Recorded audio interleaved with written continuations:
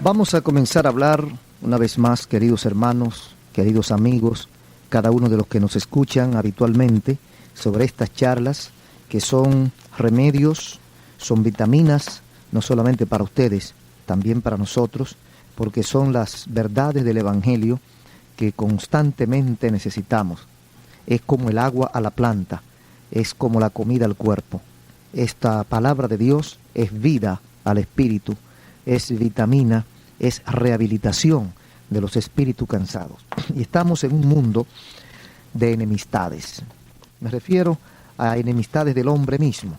O sea que es una lucha permanente, es una lucha constante que tenemos para poder ser felices. Hay tantas cosas que amenazan nuestra paz, hay tantas cosas que amenazan nuestra tranquilidad, que realmente a veces la gente se quiere volver loco. Necesitamos esta ayuda espiritual, necesitamos el compañerismo del Espíritu Santo, necesitamos las verdades del Evangelio, necesitamos el reposar en Dios, necesitamos esperar en Dios. Y por eso queremos seguir hablando por segunda vez sobre la esperanza, porque es demasiado necesaria, yo diría que imprescindible. Cuando no esperamos nada, es como si hubiéramos muerto. La vida necesita de la esperanza. Fíjese que la esperanza quita el miedo a la muerte. La esperanza quita muchos miedos, no solamente de la muerte, quita muchos miedos y reduce la tensión cuando no la quita. Por lo menos nos ayuda a mantenernos en equilibrio. Decían la gente antes, hambre que espera hartura no es hambre. Esto quiere decir que aunque usted sienta el hambre, pero con la esperanza de que usted dentro de tanto tiempo, dentro de tantas horas, va a comer, porque están cocinando, pues usted se aguanta, usted se sostiene. Pero si usted sabe que no va a aparecer comida, y usted ve los fogones vacíos, los calderos vacíos y apagado todo, y usted no ve nada, usted dice, bueno, entonces le da más hambre. Usted sabe que no hay nada, entonces usted le da más hambre. Pues así es la vida. En la vida nosotros, viendo tantos obstáculos, tantos problemas, tantos ataques, tantas deficiencias, tanta carestía y tanta imposibilidad para vivir, a veces uno no ve ninguna solución rápida y la gente pues se desespera y a veces pierde su control.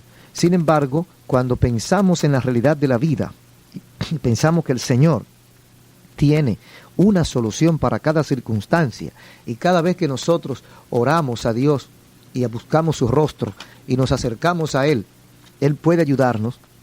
Entonces nosotros tenemos la oportunidad de crecer, la oportunidad de esperar, y podemos alivianar nuestra carga con la esperanza de que el Señor ha de ayudarnos. Entonces no es necesario que lo digamos, que la esperanza reduce o quita el miedo a la muerte.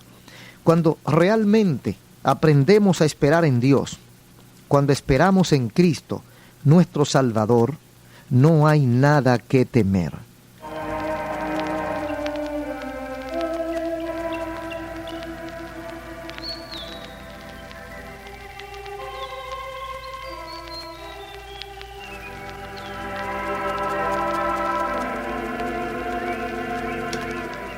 En Colosenses 1:5 leemos así: a causa de la esperanza que os está guardada en los cielos, de la cual ya habéis oído por la palabra verdadera del Evangelio. Se refiere a la esperanza guardada en los cielos para usted y para nosotros. Sabemos que Dios tiene un futuro para nosotros. Sabemos que Él tiene una promesa para nosotros. Sabemos que tenemos esperanza para el futuro porque el Señor Jesús vive en nosotros ahora. La resurrección de nuestro Señor es la base principal para esa esperanza, lo que quitó nuestro miedo a la muerte.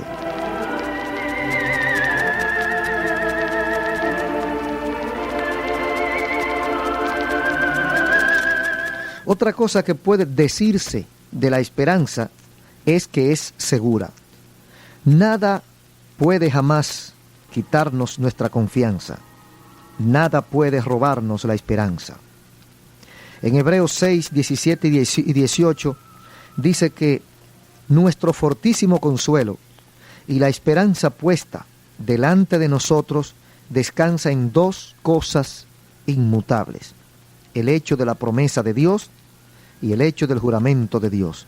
En otras palabras, nuestra esperanza es segura porque Dios hizo la promesa y la interpuso con un juramento.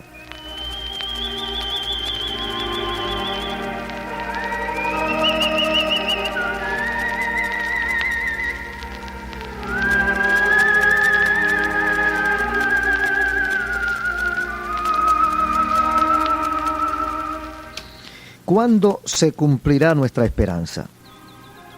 Cuando Jesús venga, nosotros veremos cumplida la esperanza que Pedro llama esperanza bienaventurada.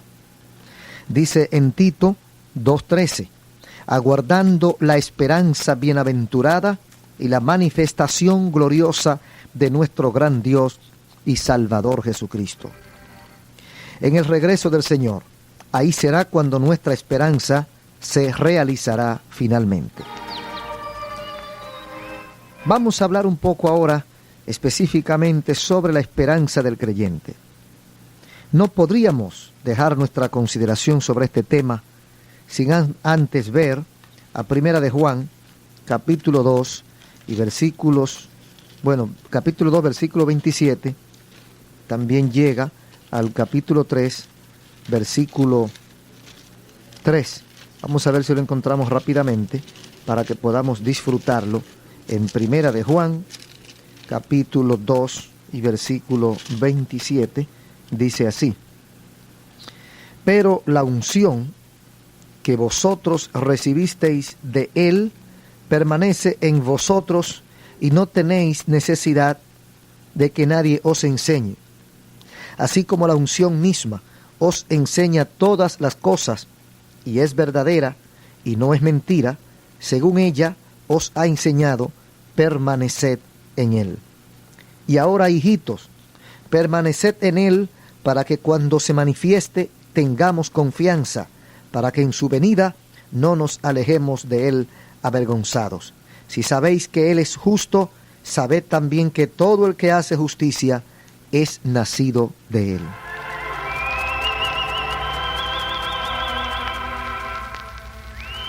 Y finalmente en el capítulo 3, versículo 3 del mismo libro de Primera de Juan, dice: y todo aquel que tiene esta esperanza en Él, se purifica a sí mismo, así como Él es puro.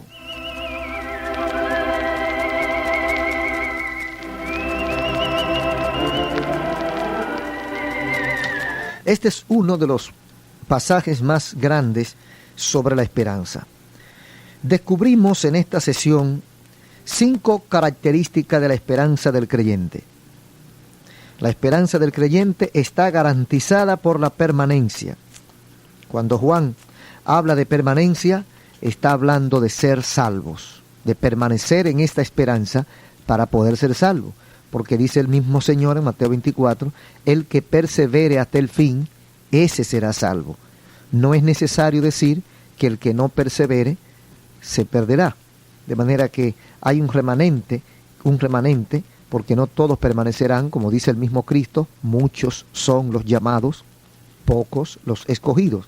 Pero hay un remanente que permanece en Cristo, que es la medida de un verdadero creyente. Este concepto se remonta a las palabras del Señor cuando dijo en Juan 8:31, si vosotros permaneciereis en mi palabra, seréis verdaderamente mis discípulos. Si vosotros permaneciereis en mi palabra, seréis verdaderamente mis discípulos. Los verdaderos discípulos continúan. Los verdaderos discípulos no se cansan. Los verdaderos discípulos no se detienen. Los verdaderos discípulos no se apartan. Los verdaderos discípulos no se cansan. Los verdaderos discípulos no pierden la fe. Continúan.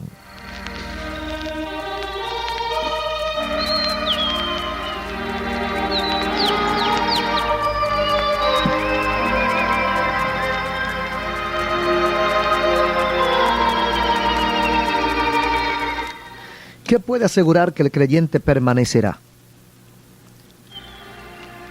No qué, sino quién. garantizará que el creyente permanecerá? Bueno, quien garantiza al creyente que puede permanecer es el Espíritu Santo. Una paráfrasis de 1 Juan 2:27 podría leerse así: el Espíritu Santo les ha sido dado, Él permanecerá en vosotros para que no tengan necesidad de maestros humanos. Pero según el Espíritu Santo les enseña todas las cosas, y es verdad y no es mentira, según Él os ha enseñado, ustedes permanecerán. El Espíritu Santo es un detector de mentira interno. El Espíritu Santo es un maestro de verdad residente. Él mora en cada cristiano para impedirle que jamás se aleje de la verdad. Por eso dice el apóstol Pablo en Efesios capítulo 4 o 5, dice: no contristéis al Espíritu que está en vosotros. Ahora entramos en el versículo 28. Y ahora, hijitos, permaneced en Él. 1 Juan 2:28. Lo que Juan realmente está implicando es: sean reales, sean verdaderos creyentes, sean cristianos. Los que dejan que el Evangelio permanezca en ellos, permanecerán en Él, en el Hijo y en el Espíritu Santo, y de este modo continuarán en Cristo. Bendito sea el nombre del Señor. De manera que podemos seguir esperando, podemos confiar y podemos reclamar la ayuda del Señor a través del Espíritu Santo. Sin embargo, no estamos absueltos, exentos, exonerados de responsabilidades. Muchos versículos de la Escritura dicen de hecho: esto es lo que Dios ha hecho por ti, ahora ve y hazlo por ti mismo. Judas 21, compárelo con el versículo 24, y Juan 17:6 con 2 Timoteo 4:7. Los privilegios en la palabra de Dios, en la Escritura, nunca cancelan las obligaciones, solo las aumentan. Aunque nuestra permanencia en Cristo está asegurada por el Espíritu Santo, no estamos libres de responsabilidades. Y esto creo que debemos ampliarlo. A veces nos creemos los niños lindos del Señor. Qué lindo suena. Los niños bonitos del Señor. Como Dios me ha bendecido, como Dios me ha dado dones, como Dios ha hecho conmigo tantas cosas importantes, pues yo tengo privilegios. Yo no tengo responsabilidades. A veces nosotros se nos olvidan las responsabilidades. Se nos olvidan nuestras obligaciones para con Dios. Y por el hecho de que Dios nos dé bendiciones, nos dé dones, que son gracias de Él no merecidas. Son cosas que Dios nos da por su misericordia y por su gracia. Entonces, como hemos recibido tantas bendiciones de Dios, creemos que para nosotros están canceladas las obligaciones, las responsabilidades. Si nos damos ciertos permisos de hacer ciertas cosas que a lo mejor a otros no se le permiten, pero que a nosotros sí, porque nosotros somos privilegiados. Amigos, hermanos, el hecho de que Dios te haya bendecido, el hecho de que Dios te haya rescatado, el hecho de que Dios te haya multiplicado alguna cosa, solamente te aumenta tus obligaciones, solamente aumenta tu responsabilidad, porque el que más has recibido, más debe agradecer y más debe hacer por esta causa gloriosa. Cuando el Espíritu Santo nos es dado, no es para exonerarnos o para hacernos personas irresponsables. No es para hacernos indiferentes, sino para hacernos más diligentes y más fieles, para aferrarnos a aquellas cosas que sabemos son verdaderas. Tenemos que disciplinarnos, tenemos que corregirnos a nosotros mismos para conformarnos a la obra del Espíritu Santo y su voluntad en nuestras vidas.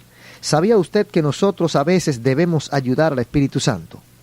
Quizás parezca una herejía para algunos oyentes. Se equivocó el hermano, porque nosotros no podemos ayudar al Espíritu Santo. Sí, nosotros podemos cooperar, no solamente debemos y podemos cooperar con el Espíritu Santo en el trabajo de perfeccionamiento, en el trabajo de disciplina, de arreglo del Espíritu Santo en nuestras vidas. Si el Espíritu Santo no cuenta con nuestra cooperación, el Espíritu Santo no hace el trabajo, no lo puede hacer. ¿Sabe por qué no puede hacerlo? Porque el Espíritu Santo no viola los derechos de nadie. Y el Señor mismo dice: yo estoy a la puerta tocando y llamo. Si alguno oye y abre, yo entro. O sea que Dios no obliga a nadie a hacer lo bueno. Dios no obliga a nadie a que lo quiera o a que crea en Él. De manera que nosotros, para corregirnos, para aliviar, para limpiar o para limar nuestras asperezas, para corregir nuestros defectos, que no son defectos de fábrica, son defectos aprendidos, para corregir nuestra conducta, el Espíritu Santo necesita nuestra colaboración. El Señor pudiera hacerlo a la mala. El Señor pudiera enderezarnos a la mala, pero entonces viola sus propios principios de libre albedrío. No hay democracia como la democracia divina. Esa es la cuna de la verdadera, genuina democracia. Dios no viola los derechos de nadie. De manera que nosotros tenemos que cooperar con el Espíritu Santo para que el Espíritu Santo haga los arreglos que nosotros necesitamos. Si usted hace un examen sincero, honesto, introspectivo de su propia vida, y usted examina su vida en este momento, usted va a encontrar una serie de debilidades que son suyas, que son nuestras. Tenemos debilidades, tenemos flaquezas, y muchas veces, como dice Pablo, hemos rogado, Señor, quítala de mí. El Señor ha quitado muchas flaquezas de nosotros. El Señor nos ha ayudado a sobreponernos, a pasar el límite. El Señor nos ha ayudado a vivir, a sobrevivir de muchas de nuestras flaquezas. Pero hay otras que todavía están. Y a veces esas flaquezas que permanecen con nosotros, a pesar de que nosotros no la queremos, a pesar de que nosotros sabemos que están ahí y que no es lo mejor, quisiéramos quitarnos de encima esas debilidades. No sé por qué, pero diríamos que a veces el Señor no ha llegado el momento. Parece que no ha llegado el momento o no hemos hecho el verdadero esfuerzo. No sé cuál es la explicación realmente. Estoy hablando de una debilidad que existe en nosotros y que me ha llegado ahora a la mente, porque realmente hay personas que quieren quitarse cosas de encima y oran y ayunan y logran hacerlo. El Señor le da la bendición de quitarla, pero hay veces que la debilidad permanece. Y usted ora y ora y ora y la debilidad permanece. No vamos a decir que Dios no ha escuchado. No vamos a decir que Dios no ha querido quitarla. Me parece que la explicación más correcta sería que no ha llegado el momento. Si es que estamos nosotros dispuestos a que Dios nos la quite. Porque hay veces que Dios nos la quita porque nosotros no queremos que nos la quite. No nos interesa que nos la quite. Engañamos a la gente y decimos que no queremos que nos la quite o que no, nos molesta, pero la dejamos ahí a propósito. Es el caso de Pablo en Corintios, 2 Corintios 12, cuando habla el apóstol Pablo del aguijón que había en su carne. Y él le pedía al Señor que se lo quitara y el Señor no se lo quitaba. Y él insistía. Y entonces, en un momento culminante, Dios le dice, bástate mi gracia, porque mi grandeza se perfecciona en la debilidad. Bendito sea el Señor.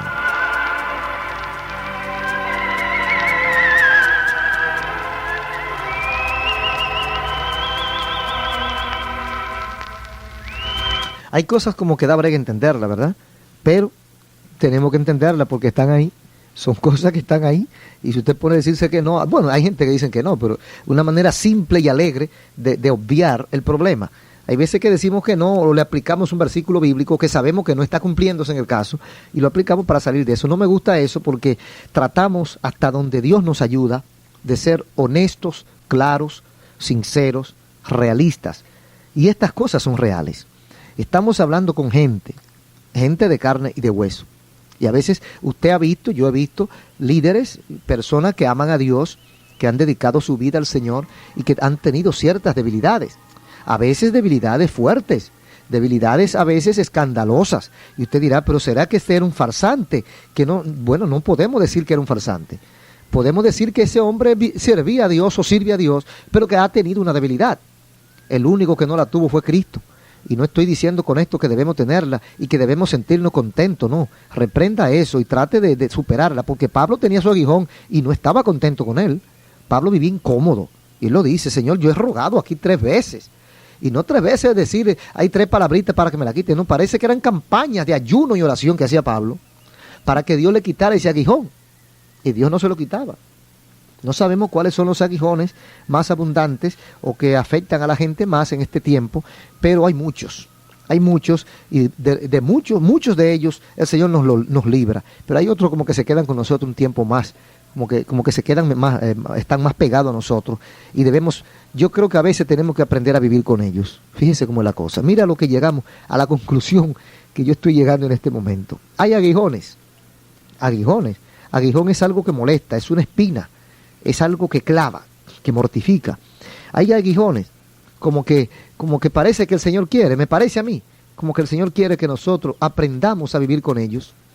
Y a veces como que son aguijones que tenemos que aprender a conducirlo, a manejarlo, para que no nos hagan daño. Porque Pablo parece que podía vivir con ese aguijón sin hacerle daño. Porque el Señor le dijo, yo sé que tú tienes tu aguijón. Yo no ignoro que tú tienes tu problema. Pero bástate mi gracia. En otras palabras, mantente ahí con ese aguijón, porque aquí está mi gracia. No sabemos cuál era el aguijón. Se ha especulado mucho. No queremos caer en una de esas especulaciones. No nos interesa saber cuál era.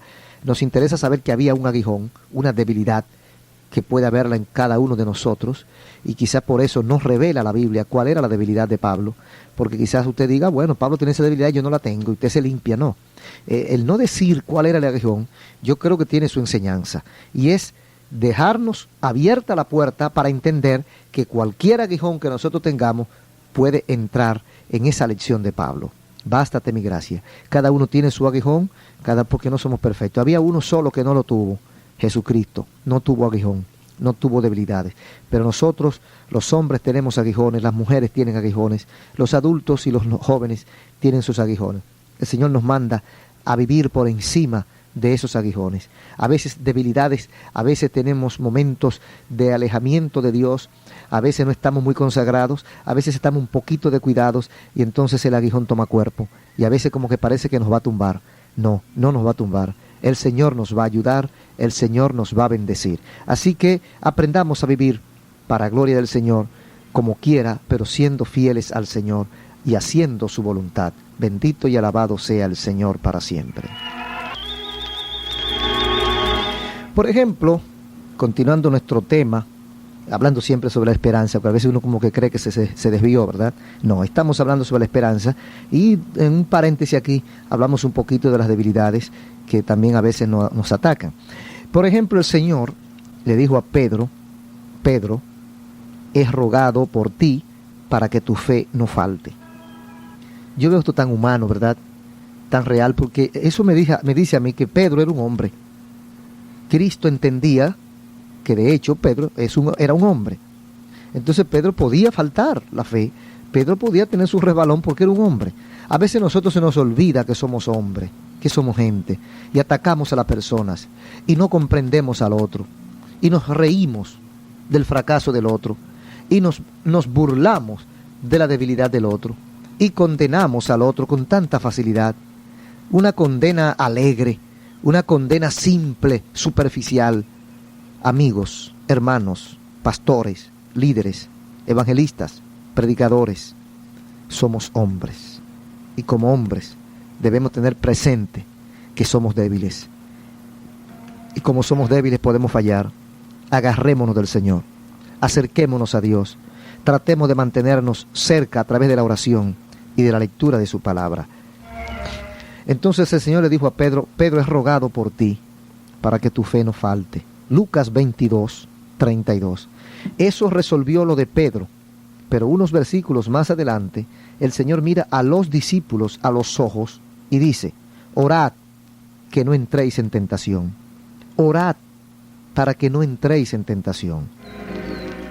En 1 Corintios, Pablo dice, santos, no se preocupen, fiel es Dios que no os dejará ser tentados más de lo que podéis resistir, sino que dará también juntamente con la tentación la salida, para que podáis soportar. Ellos pudieron haber dicho, grandioso, Dios nos va a sacar de esto, Dios se ocupará de nuestros problemas, Dios está en el control.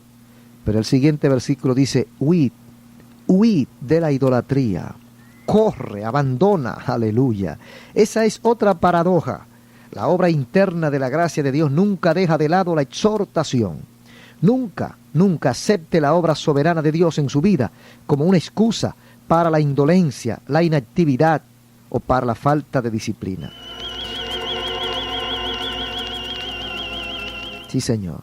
No podemos abusar de la gracia y del perdón de Dios. No podemos abusar de la misericordia que Dios ha tenido con nosotros para hacer lo que nos venga en gana. No, eso es negativo. Vamos a retornar a nuestro versículo de Primera de Juan y leamos adelante. Ahora, hijitos, permaneced en él. Gloria a Dios. Qué lindo está esto. Bendito y alabado sea su nombre. Ahora, hijitos, permaneced en él, para que cuando se manifieste tengamos confianza. Bendito sea Dios. Alabo al Señor, porque para siempre es su misericordia. A veces la palabra de Dios como que toma vida, como que cobra vida, como que se hace concreta, porque uno la vive, uno la ve, uno la siente, porque es tan verdadera, porque a veces son cosas que uno la ha vivido en el día o días antes. Entonces uno como que tiene la oportunidad de ver la realidad de esa palabra. Alabado sea su nombre. Hijitos, permaneced en él. Amigos y hermanos, ¿ha pensado usted cuántas cosas pueden pasarle si no permanece en él? ¿Hemos pensado nosotros hasta dónde podemos caer si no permanecemos en él? Oh, bendito sea el Señor. ¿Qué sería de nosotros? ¿Qué sería de nosotros si no permanecemos en él? Somos trapo de inmundicia. Somos estropajos. No servimos para nada si no permanecemos en él. Aleluya. Entonces vamos a seguir con nuestro versículo. Y ahora, hijitos, permaneced en él, para que cuando se manifieste tengamos confianza, para que en su venida no nos alejemos de él avergonzados. Esa es una declaración tremenda, una declaración gloriosa. No va a haber ni un solo cristiano que permanezca en Cristo que se tenga que alejar avergonzado cuando Cristo vuelva. No, el que permanece en él sale victorioso. Los errores de nuestras vidas serán limpiados por la sangre de Cristo. La palabra confianza literalmente significa coraje. Jesús viene y usted puede ser valiente cuando Él vuelva y permanecer hasta que Él vuelva. Resistir y vencer hasta que Él vuelva. Apocalipsis 22:12 dice: He aquí yo vengo pronto y mi galardón conmigo para recompensar a cada uno según sea su obra. Jesús vuelve a recompensar a la iglesia por el servicio que haya prestado. Eso es emocionante. Permítanme enseñarles unos versículos que explican lo que es el tribunal de Cristo. Porque yo ya estoy, dice Pablo, para ser sacrificado. Y el tiempo de mi partida está cerca. Pero he peleado, fue peleando que la ganó, la buena batalla. Y he permanecido fiel, entonces dice, y he acabado la carrera. Entonces dice también que ha guardado la fe, y por lo que resta está guardada la corona de justicia, la cual me dará el Señor juez justo en aquel día, y no solo a mí, sino a todos aquellos que hagan su voluntad. Bendito sea el Señor. Vamos a dejar nuestra charla de hoy aquí. En nuestra próxima intervención vamos a continuar este temita que se ha puesto más bueno de lo que yo esperaba. Bendito sea el Señor. Así que le invitamos a continuar escuchando estas charlas bíblicas de crecimiento y desarrollo espiritual. Invite a los amigos, invite a sus hermanos, llámelo por teléfono para que participen también en estos estudios sencillos y profundos de la palabra del Señor y de nuestra vida, porque es la palabra de Dios aplicada a la realidad de nuestra vida.